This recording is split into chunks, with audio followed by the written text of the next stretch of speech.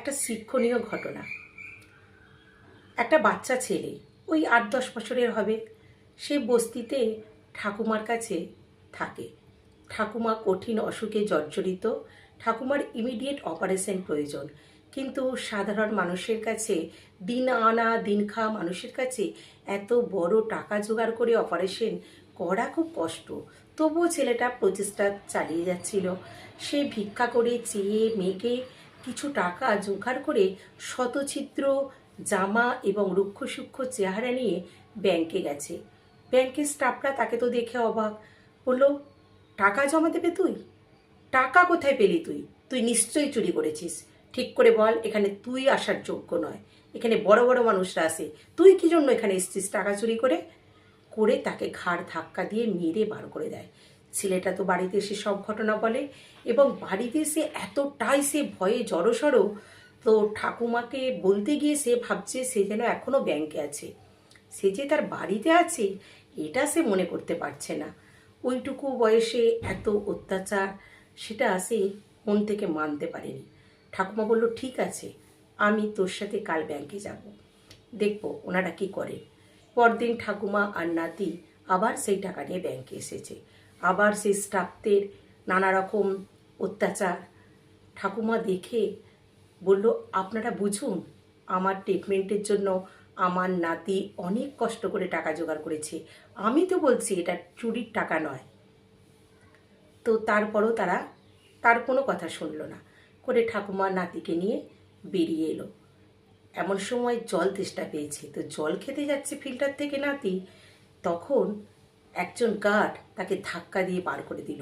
ওদিক থেকে ব্যাংকের ম্যানেজার সৌম্য সেন সব দেখলেন। তিনি বাইরে বেরিয়ে এলেন। ঠাকুমার নাতির সঙ্গে তিনি কথা বললেন এবং তিনি তাদের ঠিকানাটা নিলেন।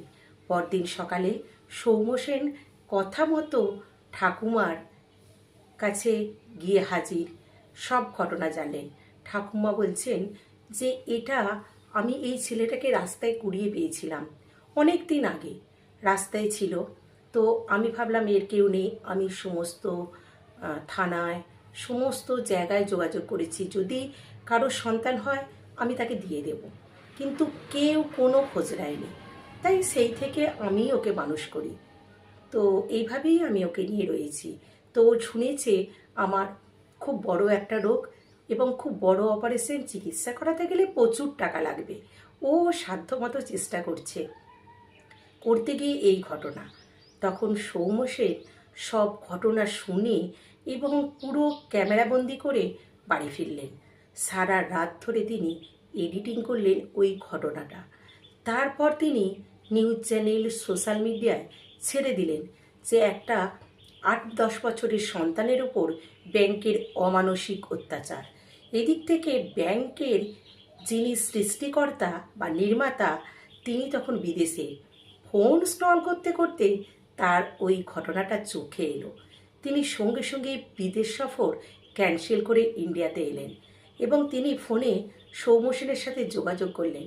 বললেন, তুমি তো ঠিকানাটা জানো, তুমি ওই সন্তানটির ঠাকুমাটাকে ইমিডিয়েট শহরের বড় নার্সিংহোমে ভর্তি করো, অপারেশনের সব ব্যবস্থা করো ভালো ডাক্তার দিয়ে। সৌম্য সেন কথা মতো সব কিছু করলেন। তখনই আশিস মেহতার বুকটা কেঁপে উঠল।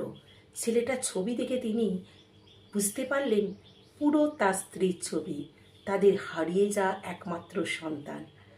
তবুও প্রমাণ চায়। তিনি সৌম্য সেনের সাথে যোগাযোগ করে সেই ছেলেটি আর ঠাকুমাটির কাছে এলেন। ঠাকুমা তখন অপারেশন টেবিলে শুয়ে, অপারেশন হয়ে গেছে সাকসেসফুল, সুস্থ। তো ছেলেটিকে দেখে তিনি বুকে জড়িয়ে ধরলেন। এই যেন এক আলাদা স্পর্শ। পৃথিবীর সব সুখ তিনি নিমেষে উপভোগ করলেন। তবুও তিনি ডাক্তারকে ডাকলেন যে একটা প্রমাণ দরকার, ডিএনএ টেস্ট করালেন। ডিএনএ টেস্ট করিয়ে দেখা গেল আশিস মেহতারই ছেলে ওই রুক্ষ সূক্ষ্ম যে ব্যাংক থেকে অত্যাচারিত ও প্রতারিত। তারপর তিনি একটা কাজ করলেন, তিনি সৌম্য সেনকে পুরো ঘটনাটা বললেন এবং তিনি এক ব্যাগ টাকা দিয়ে ছেলেটিকে বলল, তুমি কালকে ব্যাংকে যাবে। তো ছেলেটি ব্যাগটা বইতে পারছে না, গিয়ে সেই দুটো মহিলা স্টাফের কাছে টাকাগুলো উজাড় করে ফেলে দিলেন। তখন তারা বলছে, এত টাকা তুমি কোথায় পেলে? বলছে, আপনারা যেই ব্যাংকে বসে আছেন সেই ব্যাংকের নির্মাতা হচ্ছে আমার বাবা। তখন তো স্তম্ভ, এদিকে নিউজ চ্যানেল সব তোলপাড় ব্যাংক জুড়ে। তখন আশিস মেহতা পিছন থেকে এলেন, বললেন, যে ব্যাংকে মানবিকতা নেই, যে ব্যাংকে এতটুকু শিশুর ওপর অত্যাচার করা হয়, সেই ব্যাংকে যারা এরকম ঘটনা ঘটিয়েছে তাদের আজ থেকে চাকরি বন্ধ। আমি তাদেরকে বাতিল করলাম কর্মী থেকে। তো তারপর তিনি সেটা করে দিলেন একটা সেবাশ্রম, ব্যাংক নয়।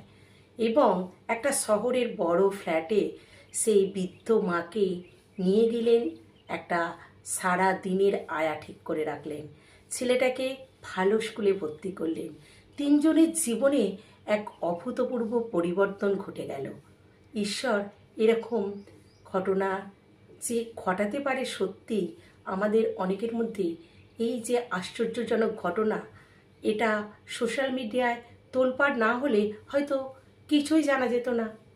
তাই সোশ্যাল মিডিয়া মানেই যে খারাপ, এটা কিন্তু কখনোই নয়।